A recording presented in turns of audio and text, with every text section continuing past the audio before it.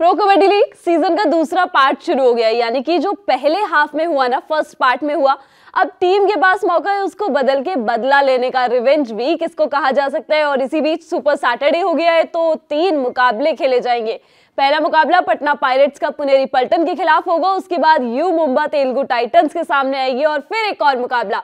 दिन का आखिरी मुकाबला जयपुर पिंक पैंथर्स का होगा तमिल थलाइवास के खिलाफ। इन मैच में इनके पिछले मैच में क्या हुआ था और इस मैच पे किस पे नजरें हो सकती है, ये सब इन सब पर बात करेंगे। लेकिन उससे पहले भारत का सबसे बड़ा गेमिंग प्लेटफॉर्म विंजो, यहाँ पर आपको 100 से ज्यादा गेम्स मिलते हैं, वो भी 12 भाषाओं में। और सबसे अच्छी बात यह है कि यहाँ आपको अपनी टीम बनाने का झंझट नहीं पालना पड़ता, क्योंकि एक्सपर्ट्स की बनी बनाई टीम है। फैंटेसी वॉर नाम का फॉर्मेट है, इसके साथ ही वर्ल्ड वॉर नाम का फॉर्मेट भी है, जहां पर एक गेम में 2 से 4 टीमें भिड़ती है। जो जीतती है उसको मिलते हैं कूपन्स।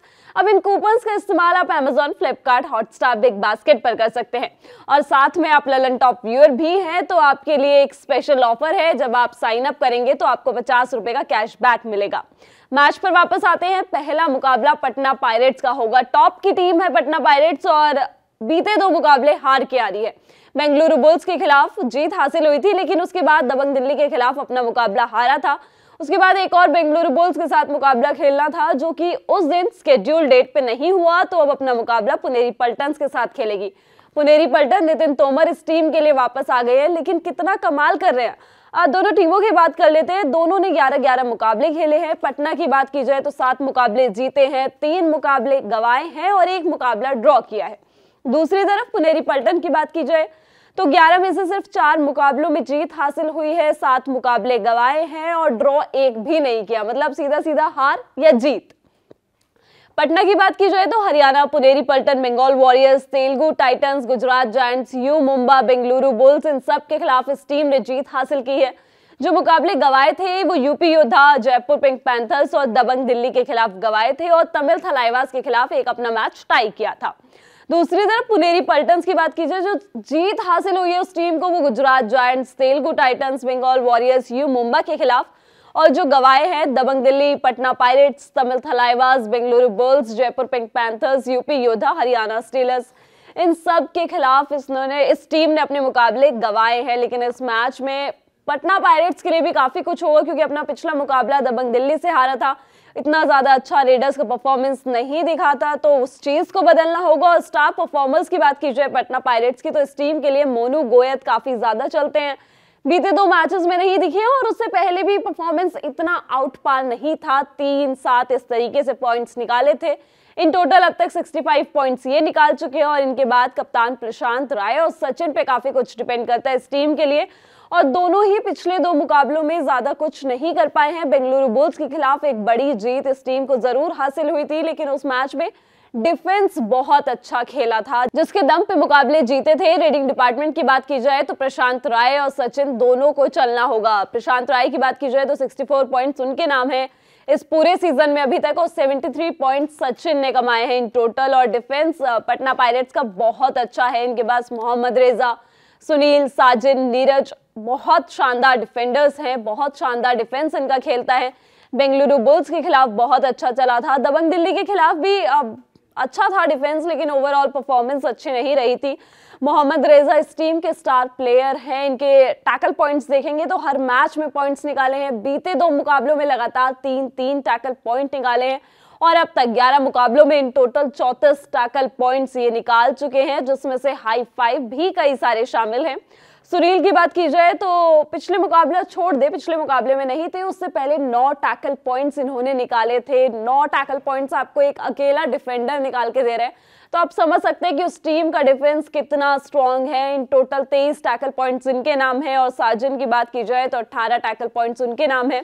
नीरज की काफी ज्यादा तारीफ होती है। पटना पायरेट्स में बीते 2-4 मैचेस में लगातार पॉइंट्स निकाल के ला रहे हैं, 2-3-4 इस तरीके से कंट्रीब्यूट करते हैं। पटना पायरेट्स के लिए प्रॉब्लम एरिया ढूंढना थोड़ा सा मुश्किल लगता है, क्योंकि टॉप की टीम है, हमेशा टॉप पर एंड करती है और उस टाइप का परफॉर्म भी करके दिया है। शुरुआत के कुछ मैचेस से लेके अब तक अभी 1-2 मैचेस में हार मिली है, लेकिन ये भी देखना होगा कि इनका जो डिफेंस है वो बहुत स्ट्रांग है। जो थोड़ी बहुत कमी नजर आती है वो रेडर्स की तरफ से आती है कि पॉइंट्स जो है रेडिंग डिपार्टमेंट में और ज्यादा कमाए जाए। बुल्स के खिलाफ जब मुकाबला खेला था तो इस टीम के डिफेंडर्स ने 17 पॉइंट्स निकाले थे, वहीं रेडिंग डिपार्टमेंट में सिर्फ 16 पॉइंट्स आए थे, और जिसमें प्रशांत राय ने बहुत अच्छा किया था, सचिन ने अच्छा किया था। दूसरी तरफ दिल्ली की बात की जाए तो दिल्ली के खिलाफ डिफेंस ने 9 टैकल पॉइंट्स निकाले थे और रेडर्स ने सिर्फ 17 रेडिंग पॉइंट्स।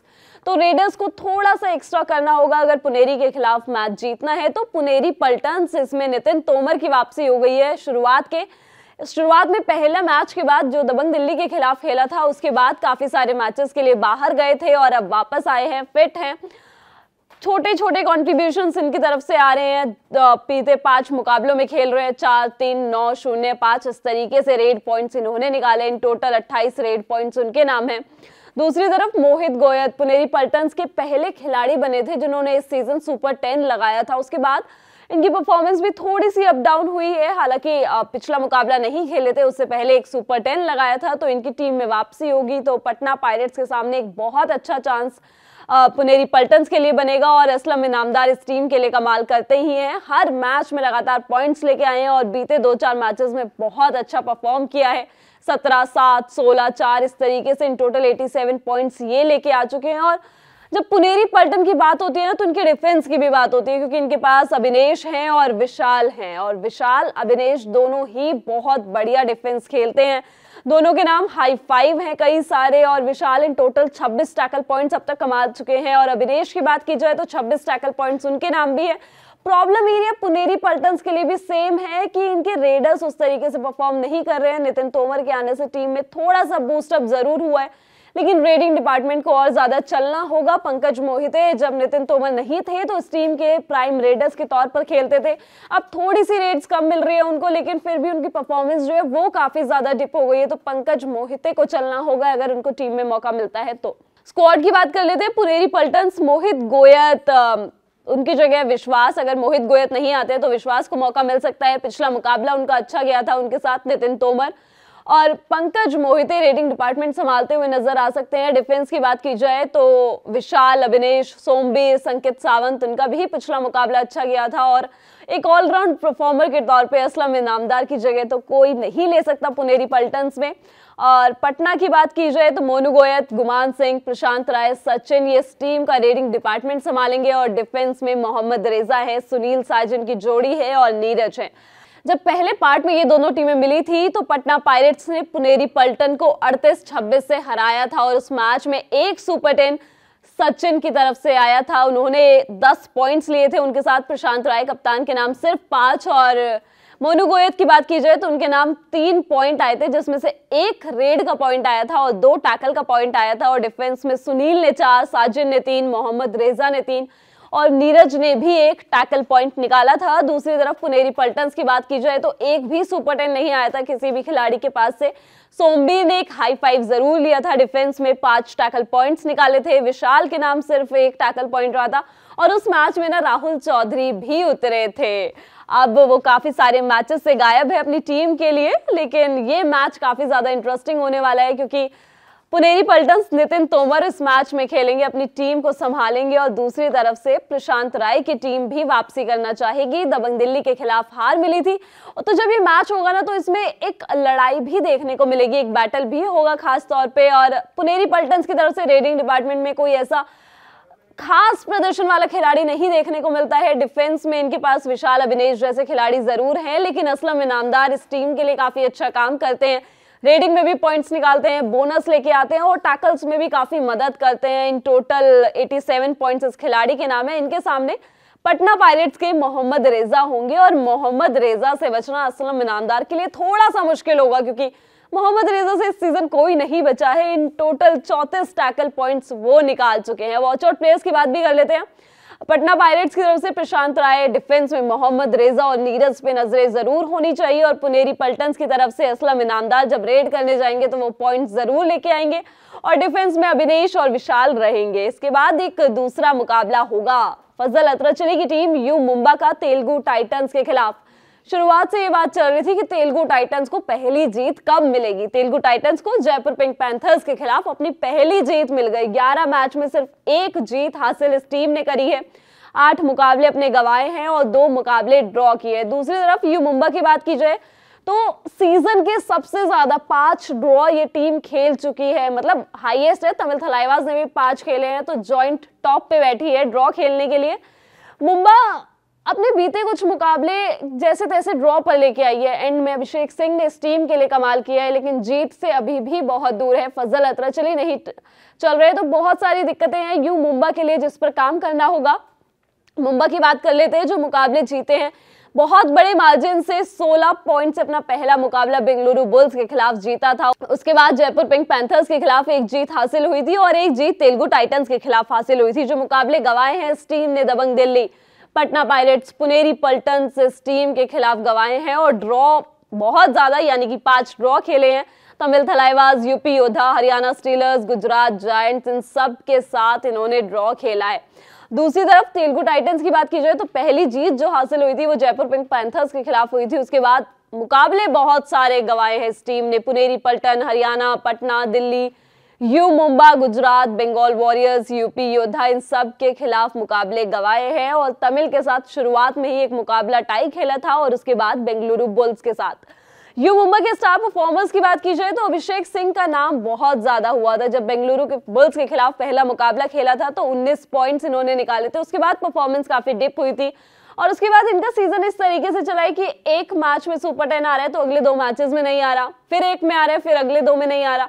और इस तरीके का थोड़ा पिछले मैच में भी दिखा, क्योंकि उन्होंने, अगर इनके पिछले पॉइंट्स में आपको बताऊं तो वो इस तरीके से चले 13-8-4, फिर एक सुपर 10 यानी कि 13 पॉइंट्स और फिर 4। तो अब जब ये तेलुगु टाइटंस के खिलाफ उतरेंगे तो ये स्ट्रीक तो अपनी तोड़ना चाहेंगे, एक और सुपर 10 लगाना चाहेंगे।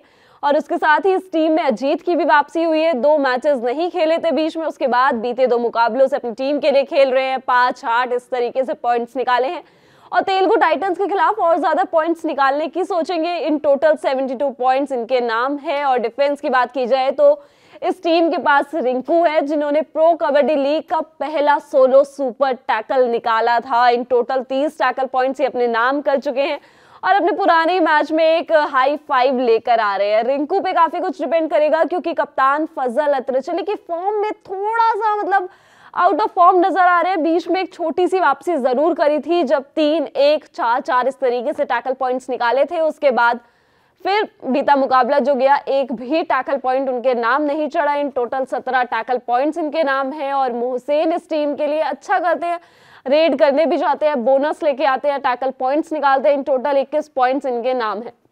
प्रॉब्लम एरिया की बात की जाए मुंबा के लिए तो शुरुआत में ऐसा कहा जाता था कि इनका रेडिंग डिपार्टमेंट अच्छा है, अभिषेक सिंह अच्छा कर रहे हैं, अजीत पॉइंट्स लेके आ रहे हैं और डिफेंस में थोड़ी सी कमी नजर आती थी कि कप्तान फजल अतरचली, सुल्तान नहीं चल रहे हैं। तो अब दोनों तरफ से प्रॉब्लम नजर आती है, क्योंकि रेडिंग डिपार्टमेंट आप देखेंगे तो इतना ज्यादा आउटस्टैंडिंग नहीं दिखता, अजीत इतना ज्यादा पॉइंट्स नहीं लेके आ रहे हैं और अभिषेक कुमार से काफी ज्यादा उम्मीदें हैं। तो थोड़ा सा कम बैक किया है रेडिंग डिपार्टमेंट में और ज्यादा होगा और डिफेंस में फजल अतरचली को पॉइंट्स लेके आने पड़ेंगे।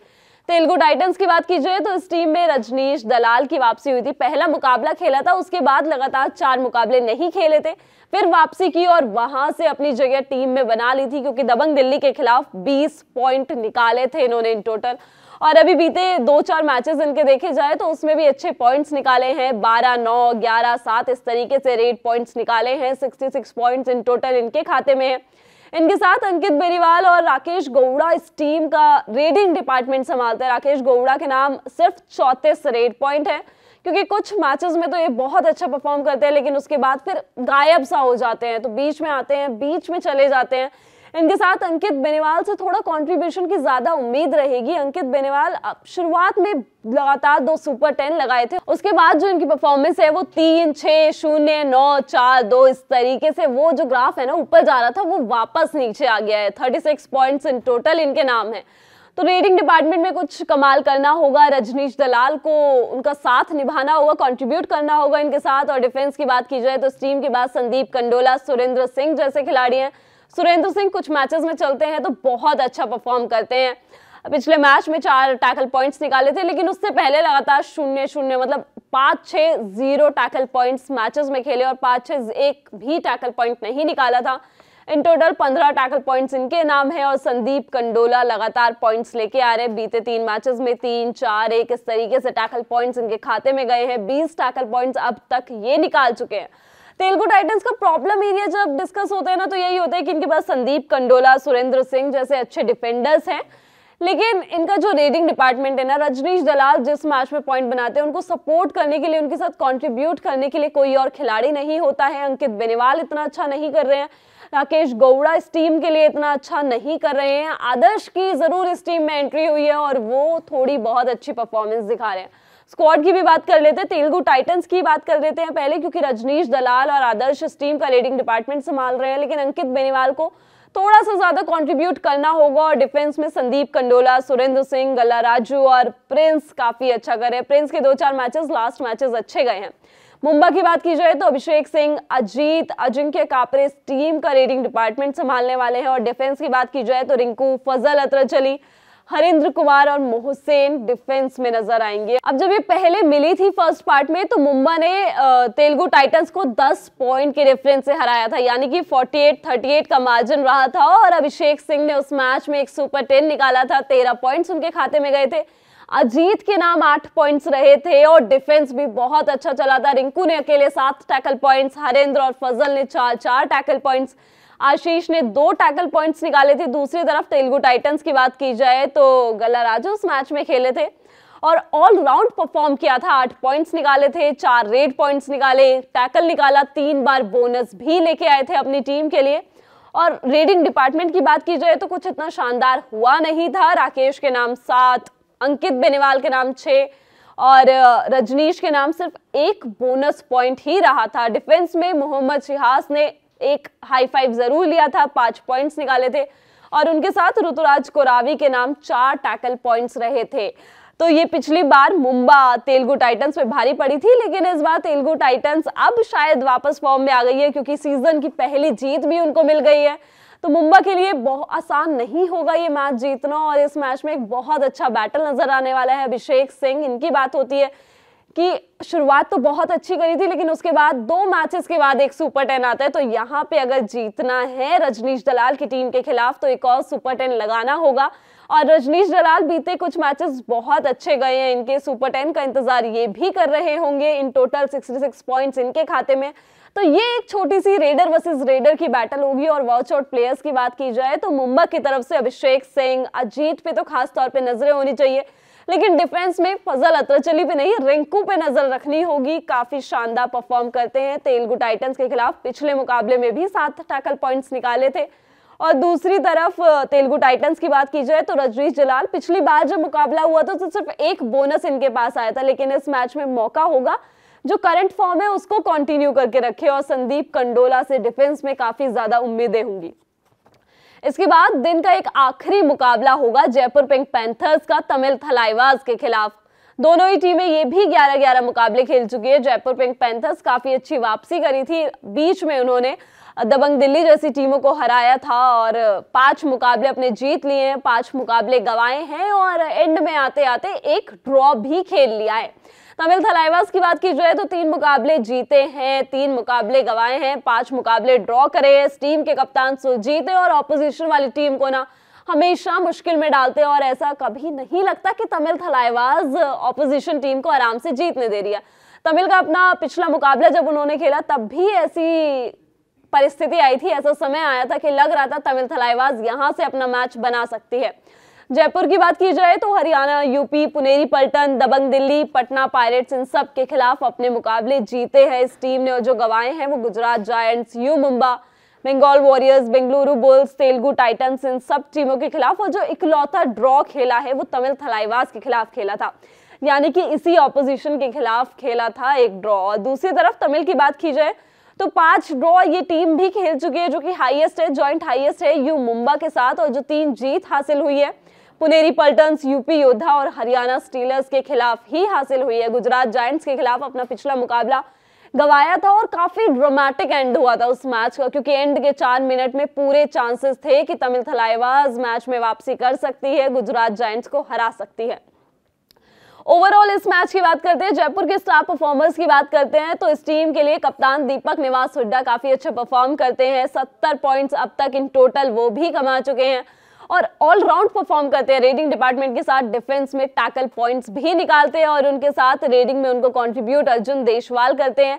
128 पॉइंट्स इन टोटल इनके नाम है। लगातार शुरुआत में सुपर 10 लगाए थे, दबंग दिल्ली के खिलाफ आके वो स्ट्रीक टूटी थी, वो 2-3 मैचेस के लिए टूटी, लेकिन फिर से वो सुपर 10 वापस आ गए। पिछले मुकाबले में 13 पॉइंट्स लगाए थे, एक सुपर 10 हासिल किया था। और डिफेंस की बात की जाए जयपुर पिंक पैंथर्स की, तो इनके पास संदीप धुल, शाहुल कुमार जैसे खिलाड़ी है। शाहुल कुमार किसी भी टाइम मैच पलट सकते हैं। 8 टैकल पॉइंट्स अकेले एक मैच में अपने नाम कर चुके हैं। 31 टैकल पॉइंट्स इनके नाम है। और जब जयपुर की प्रॉब्लम एरिया की बात होती है ना, तो हमेशा ये बात होती है कि इस टीम का डिफेंस तो खेलता है, डिफेंस अच्छा करता है, लेकिन रेडिंग में कंट्रीब्यूशन नहीं आता। दीपक निवास हुड्डा अर्जुन देशवाल को इतने अच्छे से कॉम्प्लीमेंट नहीं करते हैं। कुछ मैचेस में ऐसा दिखा, खास तौर पे उन मैचेस में जिन मैचेस में इस टीम को हार मिली है। दूसरी तरफ तमिल थलाइवास की बात की जाए तो इस टीम का रेडिंग डिपार्टमेंट मंजीत संभालते हैं।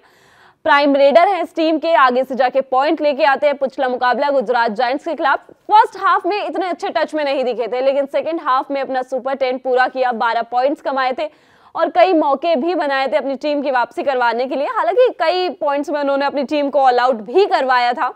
और इनके साथ अजिंक्य पवार इस मंजीत को कॉम्प्लीमेंट करते हैं, अपनी टीम के लिए पॉइंट्स लेकर आते हैं। पिछले मुकाबले में 10 पॉइंट्स उन्होंने कमाए थे, लेकिन उससे पहले के मैचेस देखे जाए तो अजिंक्य पवार इतनी खास फॉर्म में दिखते नहीं है।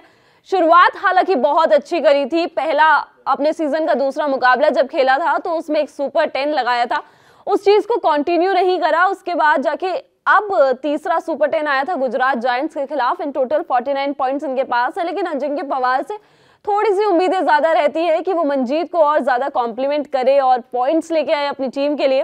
तमिल थलाइवास के डिफेंस की बात की जाए तो सुरजीत इस टीम के कप्तान है और सुरजीत किसी के लिए भी, किसी भी रेडर के लिए आसान नहीं करते पॉइंट्स लेके जाना, और ऐसा उनकी परफॉर्मेंस में भी दिखा है। बीते कुछ मुकाबले की बात की जाए तो 8, 5, 3, 1 इस तरीके से टैकल पॉइंट्स इन्होंने निकाले हैं।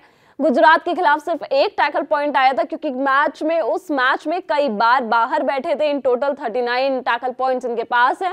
लेकिन इस मैच में जयपुर पिंक पैंथर्स, अर्जुन देशवाल, दीपक निवास हुड्डा जैसे खिलाड़ियों को सुरजीत से बचना होगा और उनके साथ साहिल और सागर से। सागर की बात की जाए तो पिछले मैच में इन्होंने भी एक हाई फाइव निकाला था। इन टोटल 41 पॉइंट्स इनके नाम है। साहिल के नाम 16 टैकल पॉइंट्स है। तो इस मैच में जाने से पहले डिफेंस तो इस टीम का भी बहुत अच्छा है, तमिल थलाइवास का, लेकिन रेडिंग डिपार्टमेंट में थोड़े कंट्रीब्यूशन की उम्मीद रहेगी। भवानी राजपूत से उम्मीद रहेगी कि वो थोड़ा सा ज्यादा कंट्रीब्यूट करे, 2-5 से ज्यादा पॉइंट्स लेकर आए। साथ में अजिंक्य पवार से भी कि जैसा पिछले मैच में गुजरात जायंट्स के खिलाफ खेला उस तरीके से इस टीम के लिए, अपनी टीम के लिए और पॉइंट्स कमाए। स्क्वाड की बात की जाए तो जयपुर पिंक पैंथर्स ज्यादा कुछ बदलाव करके उतरेगी नहीं। अर्जुन, दीपक ये इस टीम के प्राइम रेडर्स के तौर पर खेलेंगे। नवीन एक ऑलराउंड परफॉर्मेंस के तौर पर खेलेंगे, परफॉर्मर के तौर पर खेलेंगे। और डिफेंस की बात की जाए तो शाहुल कुमार, संदीप धुल, विशाल, अमित इस टीम का डिफेंस संभालेंगे। और तमिल की बात की जाए तो डिफेंस में सुरजीत, सागर, साहिल जैसे खिलाड़ी तो हैं, उनके साथ मोहित, और रेडिंग डिपार्टमेंट में मंजीत, अजिंक्य पवार और भवानी राजपूत से काफी कुछ उम्मीदें रहेंगी। इनके पुराने मैच की बात करते हैं, जब लास्ट टाइम ये अभी मिली थी तो वो वाला मैच टाई हुआ था। जयपुर पिंक पैंथर्स ने अपना सीजन का पहला टाई देखा था और उस मैच में ओवरऑल देखा जाए तो जयपुर पिंक पैंथर्स की तरफ से कोई इतना खास प्रदर्शन था नहीं। इन टोटल 11 रेड पॉइंट्स ही आए थे। अर्जुन देशवाल जो अकेले सुपर 10 लगा लेते हैं, उनके खाते में सिर्फ 6 पॉइंट थे और दीपक निवास हुड्डा सिर्फ 3 पॉइंट्स कमा पाए थे। डिफेंस की बात की जाए तो संदीप धुल ने एक हाई फाइव जरूर निकाला था, लेकिन उनके अलावा अमित, विशाल, शाहुल कुमार इन सब के नाम एक टैकल पॉइंट था। दूसरी तरफ तमिल थलाइवास की बात की जाए तो मंजीत के नाम 9 पॉइंट्स रहे थे, एक भी सुपर 10 नहीं आया था किसी भी खिलाड़ी की तरफ से। अजिंक्य के नाम 3 और डिफेंस में सुरजीत ने भी एक हाई फाइव निकाला था। सागर के नाम 4 और साहिल के नाम 3 पॉइंट्स रहे थे, 3 टैकल पॉइंट्स। डिफेंस इस मैच में भी बहुत स्ट्रॉन्ग देख सकता है और इतना हेवी डिफेंस दोनों टीमों के पास है, तो रेडिंग डिपार्टमेंट में थोड़ी सी ज्यादा उम्मीदें रहेंगी कि कौन कितना अच्छा खेलता है। बैटल की बात की जाए तो इस मैच में मंजीत वर्सेस अर्जुन के बीच में एक बैटल देखने को मिल सकती है, raider versus raider. Arjun Deshwal ऐसा कहते भी हैं कि रेडर्स को आप ज्यादा जल्दी समझ सकते हैं, आप रेडर्स के साथ अपना कंपटीशन रखना पसंद करते हैं। मंजीत पिछला मुकाबला जब खेला था तो दोनों में से किसी ने एक भी सुपर 10 नहीं लगाया था और ये सीजन अर्जुन देशवाल के लिए काफी अच्छा गया है। मनजीत ने 88 पॉइंट्स अपने नाम किए हैं, तो एक ये रेडर वर्सेस रेडर वाली जंग काफी अच्छी रहेगी। और वॉच आउट प्लेयर्स की बात की जाए तो जयपुर पिंक पैंथर्स की तरफ से अर्जुन देशवाल पे तो नजरें होंगी, लेकिन इनके साथ कप्तान दीपक निवास हुड्डा पे भी नजरें होंगी। किस तरीके से वो परफॉर्म करते हैं, पिछले मुकाबले में ज्यादा कुछ किया नहीं था। और डिफेंस में संदीप धुल से उम्मीदें रहेंगी। दूसरी तरफ तमिल थलाइवास की बात की जाए तो मनजीत इस टीम के प्राइम रेडर हैं, सबसे ज्यादा पॉइंट्स लेके आते हैं अपनी टीम के लिए। और उनके साथ डिफेंस में सुरजीत और सागर दोनों का पिछला मुकाबला अच्छा गया था।